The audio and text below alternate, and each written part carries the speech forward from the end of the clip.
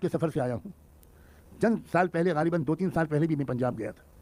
اس بار میں سکھ لیڈروں کی دعوت پر پنجاب گیا. آپ کو حیرت ہوگی اور میڈیا کس قدر اہم خبروں کو چھپانے کا مجرم ہے کہ جو پوری دنیا میں سکھوں کے سب سے بڑے روحانی پیشوا تھے، جتھے دار تھے دربار صاحب کے، گولڈن ٹیمپل کے، یعنی پوری دنیا کے سکھوں کے سب سے بڑے مذہبی رہنما گیانی ہرپریت سنگھ. میں نے ان سے فون پر بات کی کہ میں دربار صاحب میں آ کر آپ سے ملنا چاہتا ہوں پچھلے سفر میں. تو انہوں نے کہا کہ آپ دربار صاحب ضرور جائیں، لیکن مجھ سے ملاقات میں چاہتا ہوں میرے گھر پر ہو، کیونکہ میں آپ کو جانتا ہوں، بہت تفصیلی باتیں آپ سے کرنا چاہتا ہوں، اور دربار صاحب کے آفس میں بیٹھ کر میں اتنا بزی رہوں گا کہ تفصیلی بات چیت نہیں ہو پائے گی. چنانچہ میں 100 کلومیٹر کا سفر کر کے ان کے گھر گیا، گاؤں.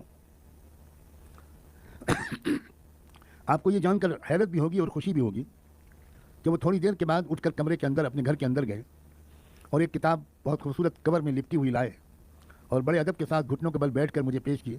میں نے کہا یہ کیا ہے؟ تو انہوں نے کہا کہ یہ قرآن کا پنجابی گرمکھی زبان میں ٹرانسلیشن ہے جو میں نے خود کیا ہے.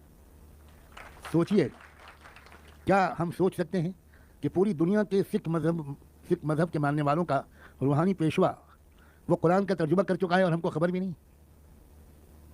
دلی ہی میں چھپا وہ. اس کے بعد ایک اور چیز وہ انہوں نے مجھے تحفے میں دی. میں نے پوچھا یہ کیا ہے؟